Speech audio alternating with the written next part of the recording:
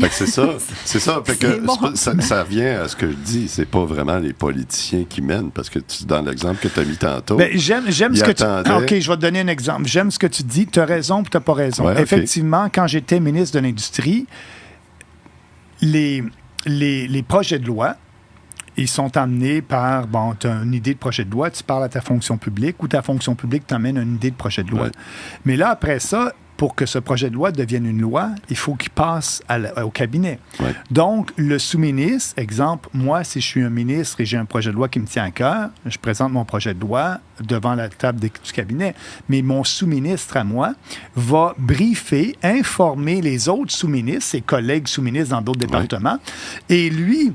S'il ne veut pas que mon projet de loi passe, contrairement à moi, il va envoyer une note d'information à ses collègues autres sous-ministres contre mon projet de loi. Et donc, le ministre qui écoute seulement sa fonction publique, qui arrive à la table du Conseil des ministres, lit sa note et c'est contre le projet de loi de Bernier, donc parle contre mon projet de loi. Mais c'est pour ça qu'il y a deux genres de ministres à Ottawa ou à Québec. Un ministre qui contrôle sa fonction publique, puis un ministre qui ne la contrôle pas. Le meilleur exemple, moi, j'ai fait un projet de loi pour déréglementer l'industrie des télécoms, que ça soit plus compétitif et que le prix des cellulaires baisse. Ouais. Ça a été un succès, mais mes fonctionnaires étaient contre moi. Donc, qu'est-ce qu'ils ont fait? Le succès... On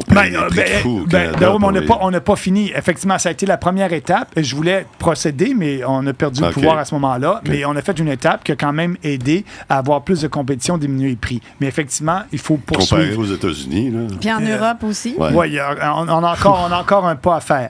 Mais ceci étant dit, mon sous-ministre a envoyé des notes d'information aux autres ministres contre ma propre réforme, sans m'en parler.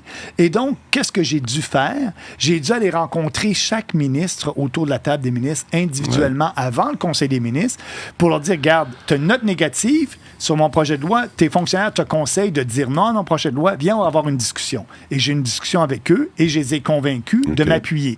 Donc, je contrôlais mon ministère et donc, mon projet de loi a passé. Mais il y a des ministres qui ne contrôlent pas leur fonction publique, qui sont là, qui sont le pantin de la fonction publique et qui vont faire ce que leurs fonctionnaires leur disent sans critiquer ou quoi que ce soit. Moi, quand j'avais un dossier, j'avais ma table de conférence. J'étais assis à un bout de la table. D'un côté, à gauche, c'était mes fonctionnaires qui arrivaient avec leurs projets. D'un côté, à droite, c'était mes gens de cabinet, des gens du privé, des gens que j'avais engagés, qui travaillaient dans mon cabinet, que j'avais confiance. Et donc, les deux s'ostinaient. Et moi, j'étais là, puis j'écoutais les deux versions. Puis je peux te dire, 4 fois sur 5, je prenais la version de mes conseillers à moi et non pas des fonctionnaires. Mais les fonctionnaires n'aimaient pas ça parce qu'ils voulaient avoir des rencontres privées avec moi pour essayer de... Je disais, non, on fait une rencontre en équipe, vous allez exposer vos arguments, puis on va avoir un débat. Mais les fonctionnaires, eux autres, ils se font lobbyer par l'entreprise. Ben oui. Puis là, moi, quand je suis ministre, je n'ai pas passé ce que les fonctionnaires voulaient passer avec l'aide de leurs lobbyistes. L'exemple que je donnais tantôt, je suis parti, puis là, les fonctionnaires ont convaincu un ministre de faire un projet de loi anti-spam. Et donc, ce projet de loi-là a passé. Mais c'est ça, le deep state. Donc, quand tu dis que les ministres sont contrôlés par leurs fonctionnaires, vrai et faux. Mais c'est une minorité de ministres qui contrôlent leur fonction publique. Okay. Moi, je pense que je faisais partie de cette minorité-là. Et à l'époque, il y avait aussi l'ancien premier ministre de l'Alberta, Jason Kenney.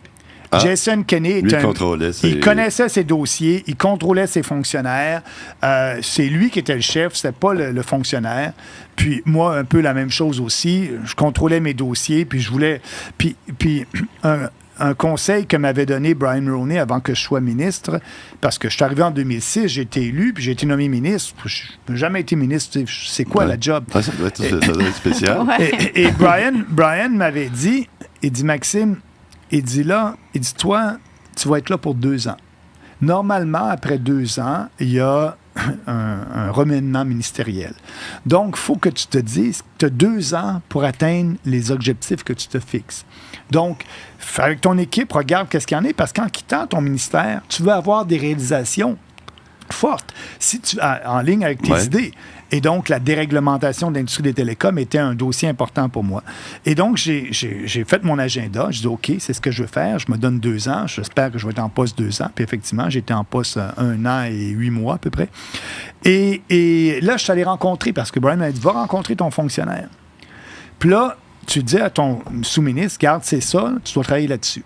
Fait qu'au moins, tu l'enlignes pour qu'il travaille sur tes dossiers. Mais lui aussi a ses projets qui ne te parlent peut-être pas, puis qui essaie de pousser ici et là.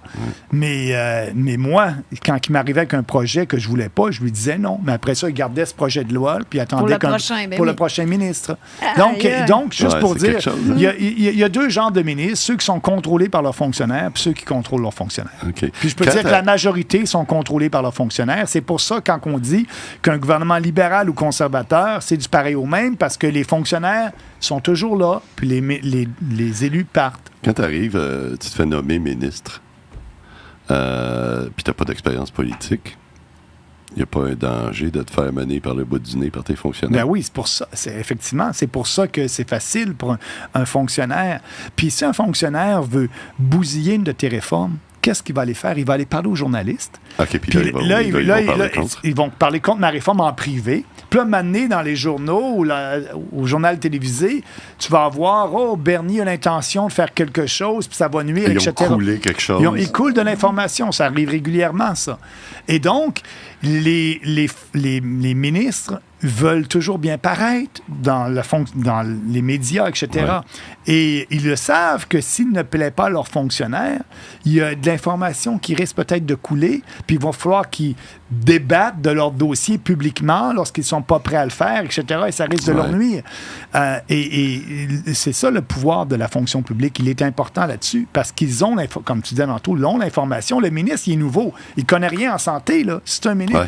Ouais. Et donc, ils ont l'information et ils font ce qu'ils veulent avec l'information. Mais moi, je suis allé me chercher des experts du privé, puis qui partageaient ma philosophie.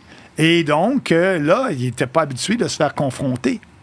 Qu'est-ce que tu penses de, mettons, notre ministre de la Santé, Christian Dubé, qui arrive en pleine pandémie? Lui, il se fait... comptable? Oui, comptable. Qui se fait parachuter là. Il va remplacer la catastrophe ambulante qui était... Non, McCann. Oui, la catastrophe, là, McCann. Ouais. Lui, il se fait parachuter là. Il n'a aucune connaissance du ministère. Puis en plus, il vient d'être élu à la CAQ. Là.